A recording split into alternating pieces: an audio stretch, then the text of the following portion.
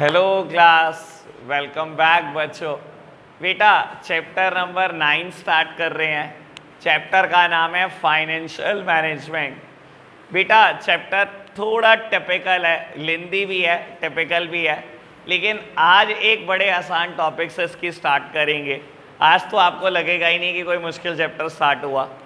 बेटा जब chapter start हो रहा है, बिल्कुल लास्ट पेज पर आ जाओ, ठीक है ना। सेकेंड लास्ट और थर्ड लास्ट पेज पे एक टॉपिक स्टार्ट हो रहा होगा, फिक्स्ड कैपिटल और वर्किंग कैपिटल।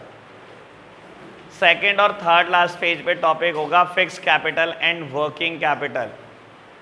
क्या है पेज नंबर? Page number 87।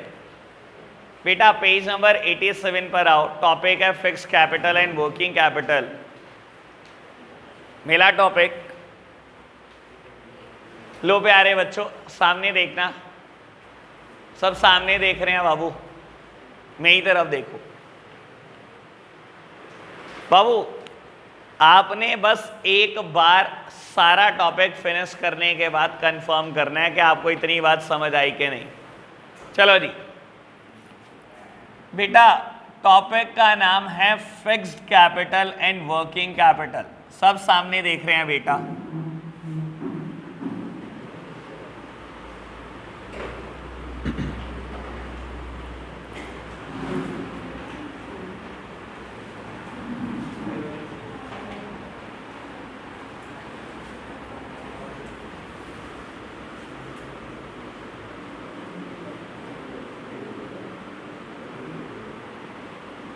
चलो जी सामने देखना बेटा, अगर मैं बात करूं अकाउंट्स की तो फिक्स्ड कैपिटल और करंट एसेट्स वर्ड में जमीन आसमान का अंतर होता है। अकाउंट्स तो कहती है बेटा वर्किंग कैपिटल मतलब होता है current assets minus current liability, ये मतलब होता है अकाउंट्स में, पढ़ लोगे आप धीरे धीरे बाबू। लेकिन एज पर बिजनेस स्टडीज ये दोनों वर्ड एक ही है। आपका मन करे वर्किंग कैपिटल मन बोल लो बेटा, आपका मन करे करंट एसेट बोल लो, ये एक ही बात है। क्या बेटा मन करे फिक्स एसेट्स बोल लो, मन करे फिक्स कैपिटल बोलो, ये दोनों एक ही बात है। सबसे पहले तो इन दोनों पे ही चर्चा हो जाए, ठीक है ना। और बाबू ऐसा नहीं हो सकता कोई बच्चा जिसको ये ना बताओ, अकाउंट्स पढ़ी हमने तो इस पर तो कभी ना कभी चर्चा हुई होगी। बेटा फिक्स एसेट्स क्या होती है?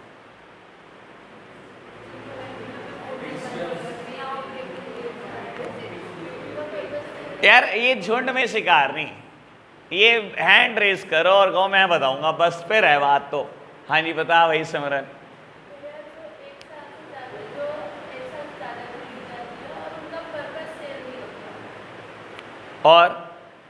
और कोई बिट? हाँ सर। यार एग्जाम्पल नहीं, यही चीज बहुत बड़ी प्रॉब्लम है। पेपर पूछता है व्हाट इज फिक्स्ड एसेट्स और हम लिखते हैं फिक्सचर्स, ना कोई सर ना कोई पैर, और फिर कहते हैं नंबर मिलेंगे। बेटा चलो अच्छा, वर्किंग कैपिटल क्या होती है पहले ये भी पूछ ही लूँ। वर्किंग कैपिटल क्या होती है गंगा? बेटा करंट एसेट्स या वर्किंग कैपिटल क्या होती है बेटा? या तो हमारे डे टू डे एक्सपेंसेस हैं बेटा, या बेटा it can be converted into cash और cash equivalent within 1 year. Cash या कैश जैसी चीजों में कन्वर्ट हो जाएंगे 1 साल के अंदर अंदर। बेटा करंट एसेट्स के एग्जांपल क्या है मेरे पास? डेटर करंट एसेट का एग्जांपल है, बीआर बिजनेस में पड़ा हुआ stock, prepaid expenses, cash, bank balance. बेटा ये सब एग्जांपल करंट एसेट्स के हो सकते हैं। बाबू फिक्स्ड एसेट्स क्या होती है? Which is required in the business for more than 1 year. जो बेटा बिजनेस में रिक्वायर्ड है 1 साल से ज्यादा के लिए, या बेटा बिजनेस को रिटर्न देंगे 1 साल के बाद। जनरली फिक्स्ड एसेट्स क्या होती हैं बेटा? बिजनेस में रिक्वायर्ड है 1 साल से ज्यादा के लिए, इन्वेस्टेड रहेंगे बिजनेस में 1 साल से ज्यादा के लिए, या बेटा बिजनेस को रिटर्न देंगे, कुछ कमा के देंगे 1 साल के बाद। और बेटा इनका पर्पस कभी भी सेल नहीं होता बाबू। मजबूरी में बेचना पड़े तो बेचना पड़े, पर्पस सेल नहीं होता। मैंने एक प्लांट एंड मशीनरी खरीदी, नॉर्मल लाइफ 20 ईयर्स। बेटा क्या बिजनेस में इन्वेस्टेड रहेगी बेटा फॉर मोर देन 1 ईयर? 20 साल के बाद ये स्क्रैप बन गया, मुझे बेचना पड़ा। अब ये मत कहना कि बेचना तो पड़ा ही आपको, बेटा पर्पस तो सेल नहीं था। मैंने बेचने के लिए तो नहीं खरीदा था, जब वो खराब ही हो गया, बिल्कुल खत्म ही होगी मशीन, स्क्रैप बन गया, मैंने तब बेचा। ठीक है ना? Just like land and building. बेटा आपके खुद के ऑफिस की बिल्डिंग, आपकी फैक्ट्री बेचने के लिए नहीं खरीदी आपने, बिजनेस में इन्वेस्टेड रहेगी मोर देन 1 ईयर बाबू। या फर्नीचर फिक्सचर्स, नॉर्मली बेटा फर्नीचर और फिक्सचर्स की लाइफ भी बेटा 10 साल होती है बाबू, ये भी कोई 1 साल में खराब नहीं होने वाले। तो बेटा ये सब एग्जाम्पल हो सकते हैं फिक्स्ड एसेट्स के। ठीक है जी, चलो बेटा चर्चा को आगे बढ़ाते हैं। मेरे पास एक टॉपिक है factor affecting fix capital requirement, और एक टॉपिक है बेटा factor affecting working capital requirement. Although मैंने इनकी हल्की सी चर्चा 11th क्लास में भी की हुई है बेटा, चैप्टर 7 में या 8 में, सोर्स ऑफ बिजनेस फाइनेंस में। बेटा factor affecting fix capital requirement, factor affecting working capital requirement, 2 अलग अलग टॉपिक हैं। 6 हेडिंग यहाँ पर है, 6 यहाँ पर है, ये आज फिनिश हो जाएगा। ठीक है जी, आपको बता देता हूँ आपके कोर्स में ऐसे 6 टॉपिक है जिसमें फैक्टर अफेक्टिंग है इसी चैप्टर में। ठीक है, और लगभग सब में 6 हेडिंग है, एक में 3 हेडिंग है। चलो जी बेटा बात करते हैं factor affecting fix capital requirement की। सुन लो, अगर आपको कभी एग्जाम्पल भी देना पड़ा इस टॉपिक में, सिर्फ ये एग्जाम्पल आने चाहिए मेरे सामने। बच्चा सुनता बहुत अच्छे से फिक्स कैपिटल वर्किंग कैपिटल, जैसे ही पूछना शुरू करता हूँ factor affecting fix capital requirement, example आने लगते हैं उधार, एग्जाम्पल आने लगता है स्टॉक। भाई सुन लो टॉपिक का मतलब क्या है, वो कौन कौन से फैक्टर हैं जो फिक्स्ड कैपिटल को अफेक्ट करते हैं बेटा। ठीक है जी, चलो बाबू पहली हेडिंग है नेचर ऑफ बिजनेस।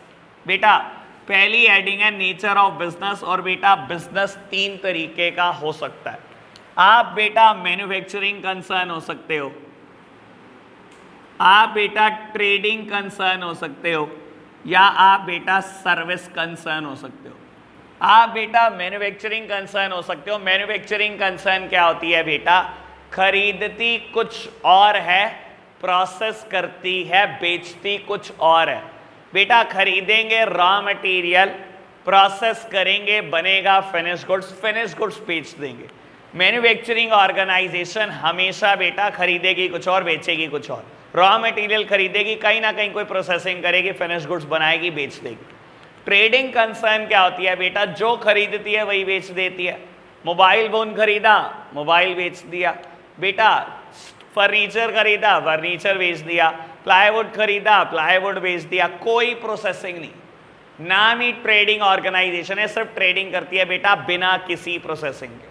जो खरीदेगी बस वही बेच देगी, इसका काम कोई प्रोसेसिंग करना नहीं होता। ठीक है ना बाबू। उसके बाद आती है सर्विस कंसर्न, बहुत सारे दुनिया जहान के एग्जाम्पल सर्विस कंसर्न के।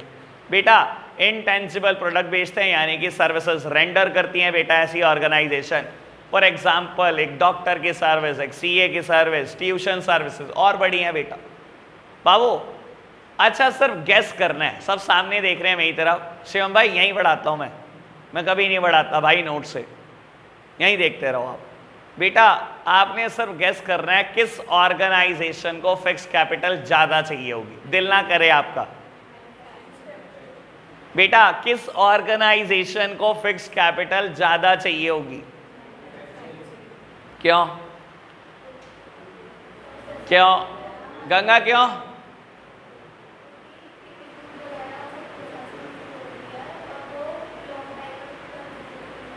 एग्जाम्पल लॉन्ग टाइम छोड़ दे, सबको ही लॉन्ग टाइम के लिए चाहिए। मेरे को तो ये पढ़े हुए एग्जाम्पल यहां से बता क्यों।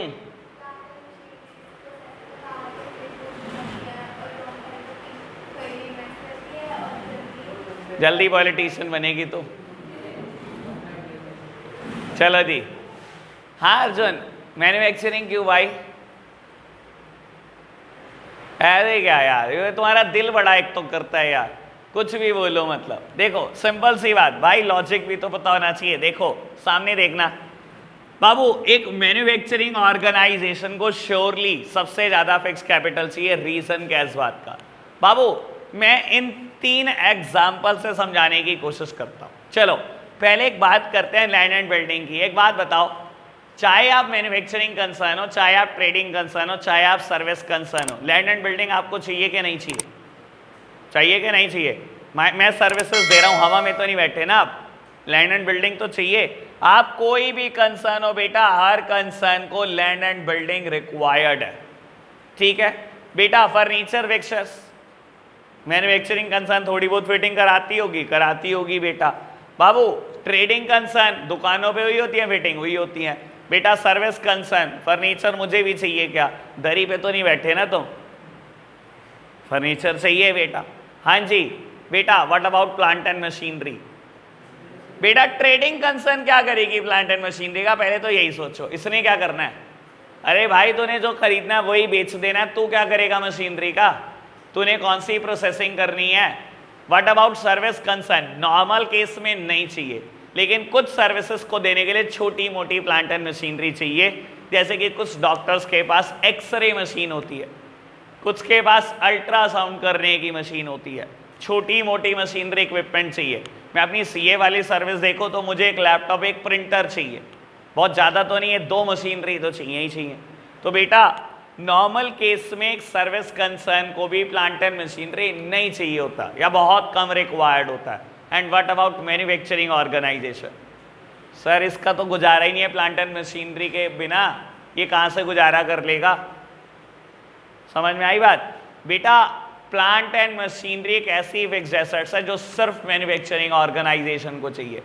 दैट्स वाई बेटा मैन्युफैक्चरिंग ऑर्गेनाइजेशन की फिक्स कैपिटल रिक्वायरमेंट हमेशा ज़्यादा होती है as compare to a trading concern और as compare to a service concern.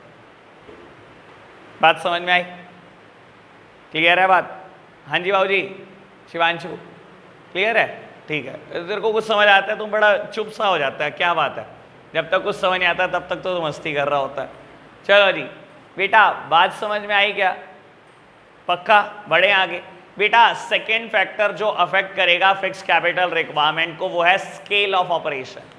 बाबू जब 6 हेडिंग पढ़ लेंगे तब बाबू आपको रीड करने का टाइम दूंगा, अभी फटाफट से भगाते चलो इसको, हल्का सा टॉपिक है ये बेटा। सेकेंड हेडिंग है स्केल ऑफ ऑपरेशन, सब मेरी तरफ देख रहे हैं और सुनेंगे बेटा बात। बाबू कहता है काम का स्केल कितना है, और ये कहता है स्केल के हिसाब से फिक्स कैपिटल चाहिए होती है। देखो बेटा स्केल बिना अगर आप कहो 3 तरीके का हो सकता है। ऐसा हो सकता है कि आप स्मॉल स्केल पे बिजनेस करते हो, स्मॉल स्केल मतलब एक शहर में ही आपका बिजनेस है, नॉर्मली स्मॉल स्केल के बिजनेस ही होते हैं। ऐसा हो सकता है बेटा मीडियम स्केल पे बिजनेस करते हो, 2, 3, 4 शहरों तक आपका बिजनेस है, 2, 3 स्टेट में आपका बिजनेस है, इसे आप बोल सकते हो मीडियम स्केल पे काम है। और बेटा ऐसा हो सकता है आप लार्ज स्केल पे बिजनेस करते हो, जैसे कि बेटा आप सोच सकते हो कि आप नेशन वाइड कोई कंपनी हो बेटा, पूरे इंडिया में धंधा कर रहे हो, या आप कोई मल्टीनेशनल कंपनी हो बेटा, 2-3 देशों में धंधा चल रहा है आपका, तो आप बोल सकते हैं लार्ज स्केल पर बिजनेस कर सकते, ठीक है जी। तो 3 तरीके का स्केल होता है, स्मॉल स्केल 1 शहर, मीडियम स्केल 2-4 शहर 2-3 स्टेट, और बेटा लार्ज स्केल मतलब बहुत सारी देश भी हो सकते हैं और बाबू पूरा इंडिया भी हो सकता है, नेशन वाइड या मल्टीनेशनल कंपनी। बाबू आपने सोचना है, बस सोचना ही है किसको फिक्स कैपिटल ज़्यादा चाहिए, लार्ज स्केल पे ऑपरेट करने वाली कंपनी, मीडियम स्केल या स्मॉल स्केल। क्यों क्यों फिर दिल दुल ना करे आपका, लॉजिक होना चाहिए पल्ले बेटा। हाँ रन क्यों भाई,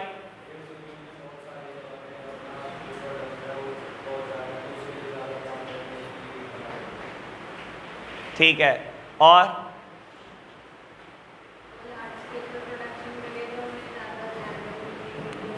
एग्जैक्टली अब दोनों को कंबाइन कर दो, आंसर तैयार हो गया।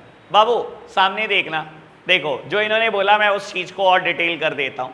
बाबू आप कभी कंपेयर करके देखो एक स्मॉल स्केल ऑर्गेनाइजेशन को एक लार्ज स्केल ऑर्गेनाइजेशन के साथ। मैं बोलता हूं आप समझ के देखो अपनी कोई गली मोहल्ले का टेलर जो बेटा क्या करता हो, जो कोट पैंट बनाता हो, सूट शर्ट बनाता हो बेटा, ठीक है ना, कोई भी, अबे यार किसी का क्यों नाम लेता है यार, ठीक है ना। और कंपेयर करके चलो बेटा एक लार्ज स्केल एंटिटी के साथ।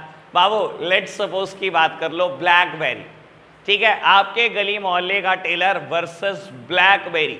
ये बेटा स्मॉल स्केल पे बिजनेस चला रहा है और बेटा ये बिजनेस चला रही है लार्ज स्केल पे। बाबू दोनों के पास मशीनरी रिक्वायर्ड सेम है क्या? इसकी दुकान में चले जाओगे बेटा कितनी स्विंग मशीन पड़ी होंगी, 2, 4, 5, 6, 10, बस 10 से ज़्यादा तो नहीं बेटा। ये स्मॉल स्केल है बेटा ब्लैकबेरी, 10,000, कुछ ऐसी बात करो बेटा। अच्छा, स्पेस रिक्वायर्ड की बात कर लो, जो बात वृंदा ने बताई। बाबू इसके पास जो लैंड एंड बिल्डिंग होगा, स्पेस होगा, कितने गज? 100 गज, 200 गज, 400 गज, 500 गज, दैट्स इट। ये भी बहुत बड़ा बोल रहा हूं मैं, होगा नहीं, ठीक है ना। और स्पेस जो ब्लैकबेरी के पास होगा वो, सर आप समझ सकते हो, वो बात कहीं भीगों में जा रखी होगी, ठीक है ना, वो बात नहीं होगी बेटा कुछ गजों में। तो बेटा लार्ज स्केल पर ऑपरेट करने वाली ऑर्गेनाइजेशन को बहुत ज़्यादा प्लांट एंड मशीनरी रिक्वायर्ड है, as well as space required भी बहुत ज़्यादा है बेटा, ठीक है ना। तो लैंड एंड बिल्डिंग की रिक्वायरमेंट, प्लांट एंड मशीनरी की रिक्वायरमेंट बहुत ज़्यादा है। इस वजह से बेटा लार्ज स्केल पर ऑपरेट करने वाली ऑर्गेनाइजेशन को हमेशा फिक्स कैपिटल ज़्यादा चाहिए as compare to the medium scale and the small scale. समझ आई बात? ओके बात, बढ़े आगे बेटा। थर्ड हेडिंग है चॉइस ऑफ टेक्निक। बेटा देखो, ऑर्गेनाइजेशन अलग अलग टेक्निक इस्तेमाल करती हैं। आप 11th क्लास में पढ़ के आते हो, टेक्निक दो तरीके की हो सकती है, लेबर इंटेंसिव टेक्निक और कैपिटल इंटेंसिव टेक्निक। बेटा लेबर इंटेंसिव, मोर लेबर लेस कैपिटल, जहाँ बेटा एक ऐसी ऑर्गेनाइजेशन हो सकती है जिसके पास कैपिटल की कमी थी, जिसने लेबर रखी बेटा, कैपिटल लगाई नहीं। और बाबू कैपिटल इंटेंसिव टेक्निक भी लगा सकती है ऑर्गेनाइजेशन की, जिसने तो मशीनरी लगाई बेटा करोड़ों रुपए की, लेबर नहीं रखी, एक दो लेबर रख रखी है। तो बेटा capital intensive technique, more capital less labour, labour intensive technique, more labour less capital. मैं एक एग्जाम्पल दूंगा, आपको क्लैरिटी हो जाएगी कि कहाँ पर फिक्स कैपिटल रिक्वायर्ड ज़्यादा है। बाबू आप एक प्लॉट ऑफ लैंड खरीदो, प्लॉट ऑफ लैंड आपने 4 दीवारी कर दी और आज आपको मैं बोलता हूँ लेंटर डालना है बेटा, ठीक है। अब उसके 2 रास्ते, एक रास्ता तो ये है बेटा, आपने 20 लेबर बुलाई कि आप ही क्या करोगे, मटेरियल मिक्स करोगे, आप ही क्या करोगे, बोझा उठा के ऊपर ले जाओगे, और आप ही क्या करोगे बेटा, सारा लेंटर आपने डालना, बस आप 20 लोगों करो मैनेज जैसे भी करना। एक तो टेक्निक ये हो सकती है बेटा, it is a labour intensive technique. एक टेक्निक ये हो सकती है बेटा, हमने क्या करा, 2 मशीनरी बुलाई, ठीक है ना। एक वो जो बेटा सारा मिक्सचर को बेटा कंक्रीट को मिक्स करेगी, और एक बेटा वो मशीनरी जो लिफ्ट टाइप मशीनरी जो मटेरियल ऊपर लेके जाएगी, और लेबर बुलाई 5। समझ आ गया होगा बेटा मैं क्या कहना चाह रहा हूँ। बेटा ये टेक्निक कैपिटल इंटेंसिव टेक्निक है। समझ आया एग्जाम्पल से? तो ये भी पता लग गया होगा कि किसको फिक्स कैपिटल रिक्वायर्ड ज़्यादा है बेटा। हर वो ऑर्गेनाइजेशन जो बेटा कैपिटल इंटेंसिव टेक्निक फॉलो करती है बेटा, हमेशा उसको फिक्स कैपिटल रिक्वायरमेंट ज़्यादा होती है, और हर वो ऑर्गेनाइजेशन जो लेबर इंटेंसिव टेक्निक फॉलो करती है बेटा, उनको फिक्स कैपिटल रिक्वायरमेंट कम होती है। समझ आई बात? बाबू आपने सिर्फ कंक्लूजन याद रखने हैं, लिखा ये खुद जाएगा, कोई बहुत मुश्किल चीज़ नहीं मैं बोल रहा, ठीक है ना। ये खुद से लिख लोगे आप सिर्फ कंक्लूजन याद रखना। मैंने अभी तक 3 हेडिंग बोली, nature of business, scale of operation और चॉइस ऑफ टेक्निक। बेटा nature of business, manufacturing concern को ज़्यादा फिक्स कैपिटल चाहिए, ट्रेडिंग और सर्विस कंसर्न को कम। Scale of operation, large scale पर ऑपरेट करने वाली ऑर्गेनाइजेशन को ज़्यादा फिक्स कैपिटल चाहिए as compare to the medium scale and the small scale. Choice of technique, capital intensive technique follow करने वाली ऑर्गेनाइजेशन को ज़्यादा फिक्स कैपिटल चाहिए, लेबर इंटेंसिव को कम। क्लियर बात? आगे जी 4th हेडिंग पर बढ़ते हैं, टेक्नोलॉजिकल अपग्रेडेशन। बहुत काम की बात, सुनते जाए, ये बहुत बढ़िया हेडिंग है, सब सामने देख रहे हैं मेरी तरफ। बाबू रीड कराऊंगा अभी आपको, ठीक है ना, टेंशन मत लो। Technology upgradation. बाबू कुछ बिजनेसेस ऐसे होते हैं जो एक ऐसी फिक्स एसेट्स के ऊपर डिपेंडेंट है जो बेटा कहीं ना कहीं टेक्नोलॉजी वाइज ऑब्सोलीट हो जाती है जल्दी।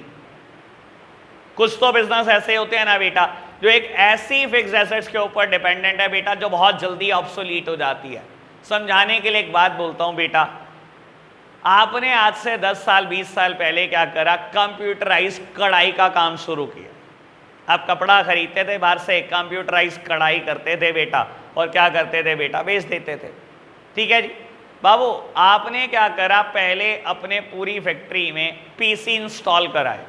जमाना ही वैसा था बेटा, पीसी का जमाना था, पर्सनल कंप्यूटर का। और वो पीसी बेटा बहुत बड़े बड़े होते थे इन साइज, और वेट भी ऐसा होता था बहुत बल्कि, 50-50 किलो का एक पीसी, ठीक है। आज भी कहीं साइबर कैफे पे दिखाई दे जाते हैं बेटा, ठीक है ना, इतने बड़े बड़े पीछे से बैंड निकले हुए बेटा, 50-50 किलो वेट, ठीक है जी। अब बाबू आपने शुरू तो उससे किया, लेकिन आप चाहते थे कि मेरी फैक्ट्री पूरी मॉडर्नाइज रहेगी। आप कंप्यूटर एक ऐसे इंडस्ट्री है बेटा जहां पर कंप्यूटर बहुत जल्दी ऑब्सोलीट हो जाता है, टेक्नोलॉजी वाइज बहुत जल्दी आउटडेटेड हो जाता है। बेटा पता लगा 2 ही साल में फ्लैट स्क्रीन एलईडी पैनल आ गए। कहाँ आपने इतने बड़े बड़े बल्कि कंप्यूटर खरीदे, अब तो फ्लैट स्क्रीन एलईडी पैनल आ गए। आपने क्या करा बेटा, रिप्लेस कर दिया, ठीक है ना, अपने पुराने पीसी को फ्लैट स्क्रीन एलईडी पैनल से। बेटा पूरी फैक्ट्री की रिप्लेसमेंट करा दी, बहुत खर्चा करा, चलो जी फ्लैट स्क्रीन एलईडी पैनल आ गए। बेटा 50 किलो से वेट आ गया 30 किलो पर, ठीक है जी। बेटा 2 साल में टेक्नोलॉजी फिर बेटा आउटडेटेड हो गई, नई चीज़ आ गई लैपटॉप। आपने कहा यार पीसी तो पोर्टेबल भी नहीं होते, लैपटॉप का बढ़िया जहाँ मर्जी उठा के दे जाओ, ये तो बड़ी बहुत अच्छी चीज़ है पोर्टेबल। आपने फैक्ट्री को फिर मॉडर्नाइज कर दिया बेटा, फिर रिप्लेसमेंट कर दी, लगा दिए लैपटॉप। बेटा 2 साल में पता लगा बेटा लैपटॉप का वेट 20 किलो होता था, एक नई चीज़ आ गई नोटबुक, जिसका वेट ही 10 किलो है बेटा, बहुत हल्की है बेटा, ठीक है ना, आपने उससे रिप्लेस कर दिया। सर समझ में आ रहा होगा, अगर आप किसी ऐसी इंडस्ट्री में एंटर्ड हो जहां एक ऐसी फिक्स्ड एसेट्स लगी है बेटा जो बहुत जल्दी ऑब्सोलीट हो जाएगी, तो बेटा वहां पर उसकी रिप्लेसमेंट भी फास्टर होगी, दस you require more fixed capital.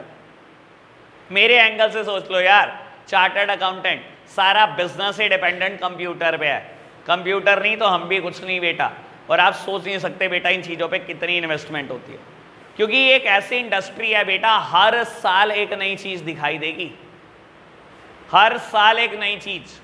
और बेटा जब हर साल नई चीज़ दिखाई देगी तो कहीं ना कहीं बेटा आपको जल्दी जल्दी रिप्लेसमेंट करना पड़ता है, और बेटा आपकी फिक्स कैपिटल रिक्वायर्ड भी बहुत ज़्यादा होती है। और बेटा कोई ऐसी इंडस्ट्री जहाँ बेटा रोल ही नहीं है टेक्नोलॉजी का, जहाँ आपकी ऐसी फिक्स एसेट्स लगे जिसमें कोई टेक्नोलॉजी का रोल ही नहीं है, तो क्या करोगे आप, बदलवाओगे उसको, बदलवाओगे नहीं। आपने एक बार दुकान में फर्नीचर फिटिंग करा दिए बेटा, फर्नीचर फिटिंग में क्या टेक्नोलॉजी का रोल है, कुछ भी नहीं बेटा। कहीं जाने वाली है, कहीं जाने भी नहीं वाली, 10 साल 20 साल कुछ बिगड़ने वाला है, कुछ नहीं बिगड़ने वाला, तो क्या मुझे फिक्स कैपिटल रिक्वायर्ड होगी बार बार, नहीं। तो बेटा हेडिंग का नाम था टेक्नोलॉजी अपग्रेडेशन। बेटा computer may become obsolete sooner than furniture, computer जल्दी ऑब्सोलीट होता है एज कंपेयर टू फर्नीचर। 1 साल में कंप्यूटर ऑब्सोलीट हो जाएगा बेटा, आपको बार बार रिप्लेसमेंट करनी पड़ेगी। जब बार बार रिप्लेस करोगे तो आपकी फिक्स कैपिटल रिक्वायर्ड हमेशा ज़्यादा होगी। और फर्नीचर 20 साल कहीं नहीं जाने वाला, 20 साल के बाद सोचना खर्चा होगा। कंप्यूटर में 20 के 20 साल खर्चा करोगे 100% बात। समझ आई टेक्नोलॉजी अपग्रेडेशन, ये पर्टिकुलर हेडिंग रीड करना बेटा। हेडिंग का नाम है टेक्नोलॉजी अपग्रेडेशन। मैंने बात बोली, कुछ बिजनेसेस ऐसी फिक्स्ड एसेट्स के ऊपर डिपेंडेंट होते हैं जो बेटा टेक्नोलॉजी वाइज ऑब्सोलीट हो जाती है। टेक्नोलॉजी वाइज ऑब्सोलीट मतलब आउटडेटेड हो जाती है बेटा बहुत जल्दी, ठीक है ना। अगर आपका बिजनेस भी ऐसी किसी फिक्स्ड एसेट्स के ऊपर डिपेंडेंट है जहां टेक्नोलॉजी का रोल है और टेक्नोलॉजी बहुत जल्दी बदलती है, तो ऐसे केसेस में बेटा आपकी फिक्स कैपिटल रिक्वायरमेंट हमेशा ज़्यादा होगी। और अगर आपका बिजनेस किसी ऐसी फिक्स एसेट्स के ऊपर डिपेंडेंट ही नहीं है जिसमें टेक्नोलॉजी का कोई रोल है, तो बेटा ऐसे केसेस में आपकी फिक्स कैपिटल रिक्वायरमेंट हमेशा कम होगी। बेटा मान लो मैं एक नॉर्मल दुकान चलाता हूँ, ठीक है ना, और मैंने फर्नीचर फिटिंग कराई, क्या मेरा कोई बिजनेस ऐसी फिक्स एसेट्स के ऊपर डिपेंडेंट है बेटा जिसमें टेक्नोलॉजी का कोई रोल है? नहीं बेटा। फर्नीचर में क्या टेक्नोलॉजी, कुछ भी नहीं बेटा। एक बार फिटिंग कराओगे 10 साल तक कुछ जरूरत नहीं पड़ने वाली आपको। तो ऐसे केसेस में हमेशा आपकी फिक्स कैपिटल रिक्वायरमेंट कम होती है। लेकिन बेटा अगर आप बात सोचने लगोगे एक सीए के ऑफिस की, तो बेटा उनका बिजनेस डिपेंडेंट है एक ऐसी फिक्स एसेट्स के ऊपर जिसकी रिप्लेसमेंट बहुत जल्दी होती है, जो टेक्नोलॉजी वाइज आउटडेटेड बड़ी जल्दी हो जाती है, जस्ट लाइक कंप्यूटर्स, लैपटॉप्स। तो बेटा ऐसे केसेस में क्योंकि वो टेक्नोलॉजी वाइज आउटडेटेड हो जाती हैं, तो बेटा इनकी रिप्लेसमेंट भी फास्टर होती है। और अगर रिप्लेसमेंट फास्टर है बेटा, thus you require more fix capital. Computer may become obsolete sooner than furniture, ठीक है ना। आप ये छोड़ो, मैं फिक्स एसेट्स की बात छोड़ देता हूँ। अब होता क्या यार, जब मैंने बिजनेस शुरू किया, मतलब 2014 में मैंने अपनी प्रैक्टिस शुरू करी। 2010 में बेटा जब मैं अपने सीए के यहाँ इंटर्नशिप करता था, तो बहुत सारी चीजें ना, बहुत सारे चार्टर्ड अकाउंटेंट के ऑफिस में ना डोस बेस्ड सिस्टम होते थे। आपको तो पता ही नहीं होगा डॉस बेस और विंडोज बेस। डॉस बेस सिस्टम में क्या होता था, माउस नहीं चलता था, सिर्फ कीबोर्ड चलता था। मैंने वहाँ पर पहले इंटर्नशिप में अपनी पूरा सिस्टम चेंज कराया, विंडोज़ बेस कराया, ठीक है ना, मुझे चलानी विंडोज़ आती थी, ठीक है ना, और वहाँ का सारा सिस्टम अपडेट करा, ठीक है। 2014 में जब मैंने शुरू किया बाबू, MS एक्सेल पुराना आता था 2010 वर्जन, ठीक है ना, पूरा माइक्रोसॉफ्ट ऑफिस 2010 का आता था, ठीक है ना। एक साल में अपडेट होते होते 2013 का आ गया, फिर 2017 का MS ऑफिस आ गया। अब क्या होता है, जैसे जैसे बेटा टेक्नोलॉजी भाग रही है, आपको ऑफिस में हर चीज़ चेंज करानी पड़ती है। काम पूरा MS Office, MS Word, MS Excel सब ये 2010 का चलाते थे, फिर 2013 का इंस्टॉल कराना, फिर 2017 का कराना। और ऐसा नहीं है कि खाली इन चीज़ों में चेंजेस होते हैं बेटा, जो हमारे अकाउंटिंग के सॉफ्टवेयर होते हैं वो हर साल अपग्रेड होते हैं, हर साल। जो हमारी इनकम टैक्स रिटर्न के सॉफ्टवेयर होते हैं हर साल अपग्रेड होते हैं। तो इन चीज़ों पे हर साल का खर्चा है हमारा तय। बंदा आएगा, ये सारी चीज़ें नहीं डालेगा, पुरानी सब डिलीट करेगा और इतने पैसे ले जाएगा। हर साल फिक्स खर्चे हैं बेटा ये तो अगर आपका बिजनेस टेक्नोलॉजी पे डिपेंडेंट है, सब तैयार रहो, आपको हर साल खर्चना पड़ेगा, ठीक है ना। हर साल कोई ना कोई सिस्टम खराब हो जाता है, चलो जी इसकी जगह नया आएगा, इससे लेटेस्ट वर्जन आएगा। तो भाई ये भी कहानियाँ बिल्कुल चलती रहती हैं बिजनेस में, और ये मैं बिल्कुल फैक्चुअल बात बता रहा हूँ, इसमें कुछ भी झूठ नहीं। क्लियर कट बात। चलो जी आगे बढ़े बेटा। 5th हेडिंग है ग्रोथ प्रोस्पेक्ट्स, यही हेडिंग लिखी गई है। चलो जी समझते हैं बेटा ग्रोथ प्रोस्पेक्ट को। सामने देखना सब, मैं यहाँ पर एग्जांपल दे रहा हूँ, ऑल्दो इसका करंट एसेट से कोई लेना देना नहीं है बाबू। एक ऑर्गेनाइजेशन का आज 1st ईयर ऑफ ऑपरेशन है, और मान लो बेटा आज बिजनेस स्टार्ट कर रहा है वो 1 अप्रैल 20 को, और ये बिजनेस का 1st ईयर एंड होगा 31 मार्च 21 को। बेटा आज पूरे साल बिजनेस चलाने के बाद क्या हुआ, इन्होंने एक मशीनरी इंस्टॉल की थी बेटा, जिसकी कैपेसिटी थी 1 लाख यूनिट प्रोड्यूस करने की। एक मशीनरी थी बेटा जिसकी कैपेसिटी थी 1 लाख यूनिट ये प्रोड्यूस कर सकती थी। और बेटा पहले पूरे साल भर में इनके पास ऑर्डर आया 80,000 यूनिट्स का, ठीक है। लेट्स सपोज कि बेटा ये मशीनरी थी, ये सॉक्स बनाती थी बेटा। 50,000 पेयर मशीनरी की कैपेसिटी, अगर ये पूरे साल भर चले तो 50,000 पेयर ऑफ सॉक्स बना सकते हैं, यानी कि 1 लाख यूनिट, ठीक है जी। और बेटा आज पहले साल में आपके पास ऑर्डर 40,000 यूनिट का आया, 40,000 पेयर का आया, यानी कि 80,000 यूनिट का आया, ठीक है बाबू। कंपनी ने सर्वे करा, कंपनी का सर्वे बोलता है कि आपके प्रोडक्ट की डिमांड जस्ट डबल होने वाली है, यानी कि 80,000 आपने यूनिट बेची है, अब अगली बार आपको जो ऑर्डर मिलने वाला है वो 1,60,000 का मिलने वाला है। बेटा कंपनी क्या करे, देखो बेटा कंपनी का ना काम करने का तरीका सोल प्रोप्राइटर की तरह नहीं होता। एक सोल प्रोप्राइटरशिप कंसर्न अगर ये होती ना, वो सोचता कोई नहीं ऑर्डर आ जाने तो, जब ऑर्डर आ जाएगा तो देख लूंगा, ठीक है ना। लेकिन बेटा कंपनी क्या करती है, company on the basis of anticipated demand, on the basis of expected demand, company में choose to create higher capacity. Company ने सिर्फ ये डिमांड अभी आई तो नहीं ना, ये तो सिर्फ सर्वे बोलता है ना, इस डिमांड को आप क्या बोलते हो, एंटीसिपेटेड डिमांड। ये तो अभी एक्सपेक्टेड डिमांड है, ये कोई डिमांड नहीं है, ये कोई फाइनल डिमांड नहीं है मेरी। बेटा कंपनी में choose to create higher capacity on the basis of expected demand. Company क्या करती है बेटा, company choose to create higher capacity. Company के काम करने का तरीका अलग है। कंपनी को पता है अगर कोई इसको ऑर्डर देगा ना कि मेरे लिए तो 80,000 यूनिट बना दे, तो टाइम बाउंड ऑर्डर देगा कि मुझे 1 महीने के अंदर अंदर डिलीवरी चाहिए। और अगर आप एक सोचोगे कि हाँ जी ऑर्डर आए, फिर मैं मशीनरी का ऑर्डर प्लेस करूं, फिर मशीनरी आए, तो 15 दिन तो मशीन आने में लगेंगे, आप 15 दिन में बना नहीं सकते, दे नहीं सकते उसको, ऑर्डर भी हाथ से निकल जाएगा। कंपनी सिर्फ एक्सपेक्टेड डिमांड के बेसिस पे क्या करती है बेटा, नई यूनिट लगा लेती है। उसने एक और मशीनरी खरीद ली आज ही, कि डिमांड आएगी मेरे हाथ से नहीं निकलनी चाहिए बेटा किसी भी हाल में, समझ आई बेटा। जिन भी कंपनी में ग्रोथ की अपॉर्चुनिटी दिखाई देती है, देखो ग्रोथ दिखाई दे रही है ना, कंपनी को पता है ना मेरा तो अभी पहला ही साल है, अभी तो शुरू हुआ हूं, अभी तो पता नहीं कहां जाना है, अभी तो ग्रोथ ही ग्रोथ है। तो बेटा जिन भी कंपनी में ग्रोथ अपॉर्चुनिटीज दिखाई देती हैं, ऐसी कंपनियां हमेशा फिक्स कैपिटल में ज्यादा इन्वेस्टमेंट करती हैं। और बेटा नॉन ग्रोथ कंपनी, मैं बोलूँ ये कंपनी का 15th ईयर ऑफ ऑपरेशन है, 15 साल हो गए। 15 साल के बाद आप 1 लाख यूनिट की मशीनरी आपके पास है और अभी तक आप 80,000 पे पहुंचे हो। क्या आप बेटा अगले साल के लिए कुछ तैयारी करने वाले हो? कुछ फिक्स कैपिटल पे खर्चा करोगे? नहीं करोगे। नॉन ग्रोथ कंपनी कभी फिक्स कैपिटल में इन्वेस्ट नहीं करती बेटा, क्योंकि उनको पता है कि ग्रोथ ही नहीं है। किसके लिए मशीनरी खरीदे बेटा, क्यों खर्चा करे?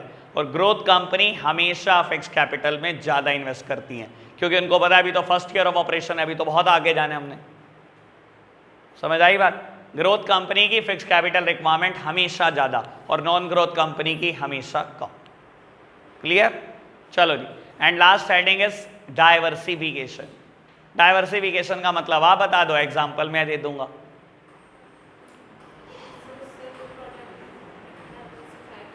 डाइवर्सिफिकेशन मतलब बाबू देखो, दो तरीके से आप डाइवर्सिफिकेशन को डिफाइन कर सकते हो, addition in the production line और completely change in the production line. ये दोनों ही डाइवर्सिफिकेशन होते हैं। एक कंपनी है बेटा जो अभी तक फर्नीचर बनाती थी और आज आप क्या कर रहे हो बेटा, फार्मा सेक्टर में एंटर कर रहे हो, मेडिसिन बनाओगे। ये भी डाइवर्सिफिकेशन है कि फर्नीचर तो बनाते ही रहोगे और आज फार्मा में जा रहे हो, मेडिसिन बनाओगे, addition in the production line. या ये भी डाइवर्सिफिकेशन है, आपने कहा मैंने फर्नीचर बनाना छोड़ दिया, आज से मैं सिर्फ फार्मा में जा रहा हूं, सिर्फ मेडिसिन प्रोड्यूस करूंगा, completely change in the production line. तो बेटा चाहे आप कह लो addition in the production line, चाहे कह लो completely change in the production line, ये दोनों ही डाइवर्सिफिकेशन होते हैं। और बेटा हर वो कंपनी जो डाइवर्सिफाई करती है अपने ऑपरेशन को, हमेशा उसको फिक्स कैपिटल रिक्वायरमेंट ज्यादा चाहिए होती है। अब ये तो नहीं हो सकता ना बेटा, जिन मशीनरी पर फर्नीचर प्रोड्यूस होता था उन्हीं मशीनरी पर मेडिसिन, ऐसा तो नहीं हो सकता ना। बहुत अलग प्लांट एंड मशीनरी चाहिए ना बेटा। तो हर वो कंपनी बेटा जो अपने ऑपरेशन को डाइवर्सिफाई करती है, हमेशा उसकी फिक्स कैपिटल रिक्वायरमेंट बढ़ जाती है। और अगर बेटा वो सेम प्रोडक्ट लाइन को कंटिन्यू करती है तो फिक्स कैपिटल रिक्वायरमेंट कभी नहीं बढ़ती। गोदरेज पहले भी फर्नीचर बनाता था, आगे भी फर्नीचर बनाने वाला, कुछ भी नहीं। क्या खर्चा? कोई खर्चा नहीं बेटा। और गोदरेज आज सोचे कि मैं तो फार्मा सेक्टर में जाऊंगा, मेडिसिन भी प्रोड्यूस करूंगा, तो आज ही खर्चा शुरू हो गया। आज ही खरीदो बेटा सबसे पहले प्लांट एंड मशीनरी।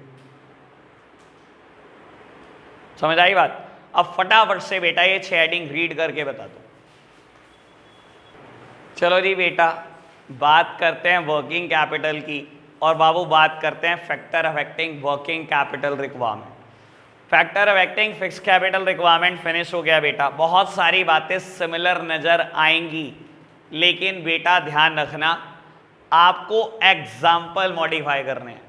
एग्जाम्पल अगर अब देना पड़ा तो बेटा debtor, stock, cash in hand, cash at bank, bill receivable, prepaid, मुझे ये एग्जाम्पल चाहिए। ठीक है जी बाबू, कौन कौन से फैक्टर करंट एसेट्स या मेरी वर्किंग कैपिटल को अफेक्ट करते हैं? सबसे पहली हेडिंग है नेचर ऑफ बिजनेस। बेटा यहां पर भी पहली हेडिंग नेचर ऑफ बिजनेस थी, और बाबू इधर भी हेडिंग पहली नेचर ऑफ बिजनेस है। सब सामने देख रहे हैं, सामने देखो। ये क्या है यार, तुम मेरे को तो मैंने तो कहा नहीं एक बार भी, मुझे नोट्स चाहिए बाबू। अगेन बिजनेस 3 तरीके का हो सकता है। या आप हो सकते हो मैन्युफैक्चरिंग कंसर्न, या आप हो सकते हो ट्रेडिंग कंसर्न, या आप हो सकते हो सर्विस कंसर्न। बेटा गेस कर दो किसको वर्किंग कैपिटल ज़्यादा चाहिए ऑन लॉजिक।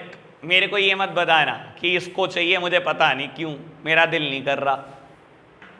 बताओ जी फटाफट से, मैन्युफैक्चरिंग को ज़्यादा वर्किंग कैपिटल चाहिए, सोचो, या ट्रेडिंग को चाहिए, या सर्विस कंसर्न को चाहिए। एग्जाम्पल बस ये आए बेटा, भूल जाओ फिक्स एसेट्स और ये। हाँ जी सर, एक मिनट अभी सुनते हैं तेरी। हैं क्यों? तो अगर ट्रेडिंग को ज़्यादा बेच, एक मिनट, ट्रेडिंग को ज़्यादा बेचना है तो दुकान पे ज़्यादा स्टॉक नहीं चाहिए? कैसे? हर चीज़ ही तो बता। तो यार क्यों ज़्यादा चाहिए कैश? ट्रेडिंग को भी ज़्यादा चाहिए।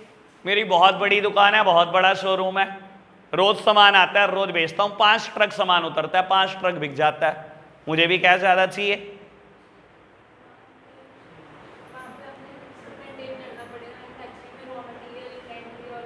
हो गया, यही है एग्जैक्ट आंसर, यही है बेटा। देखो सुन लो, बाबू मैन्युफैक्चरिंग कंसर्न, ट्रेडिंग कंसर्न और सर्विस कंसर्न में से सबसे ज्यादा वर्किंग कैपिटल मैन्युफैक्चरिंग कंसर्न को चाहिए।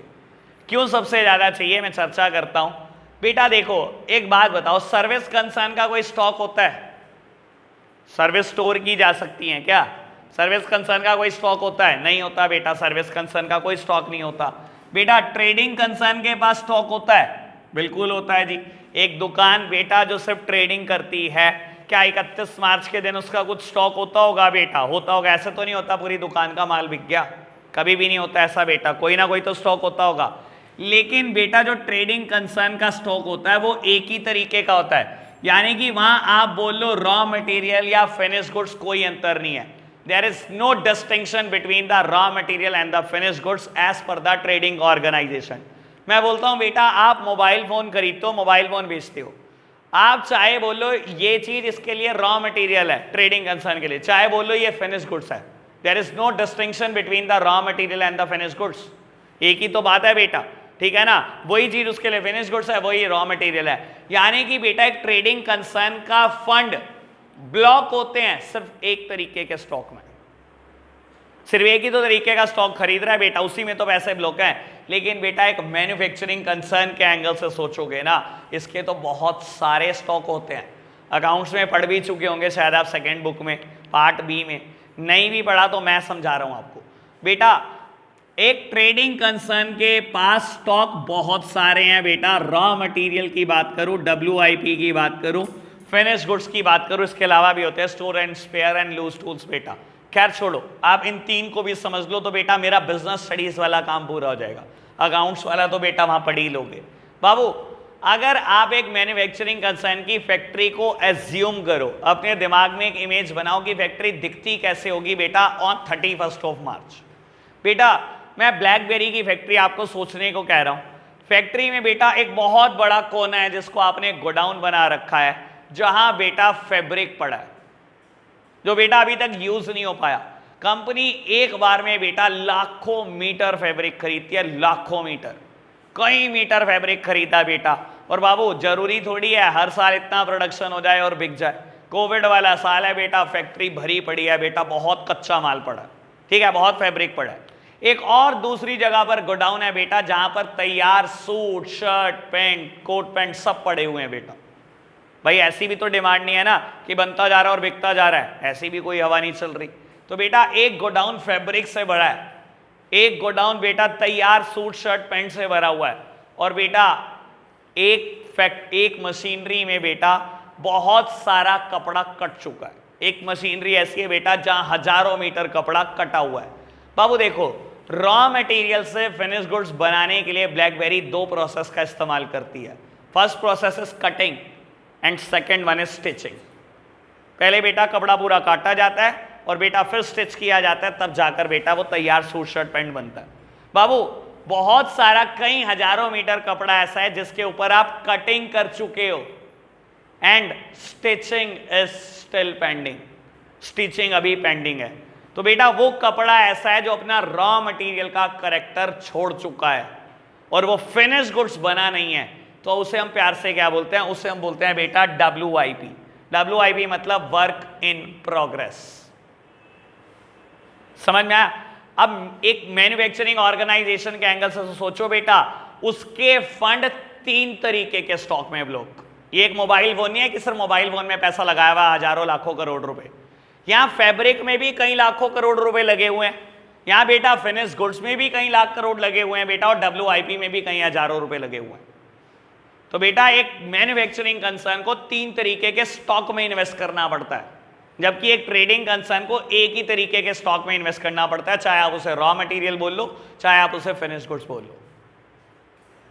बाकी बात समझ में आ गई होगी। एक मैन्युफैक्चरिंग ऑर्गेनाइजेशन को बेटा ज्यादा वर्किंग कैपिटल चाहिए as compare to a trading concern और सर्विस कंसर्न। सर्विस कंसर्न को सबसे कम वर्किंग कैपिटल चाहिए, सबसे कम।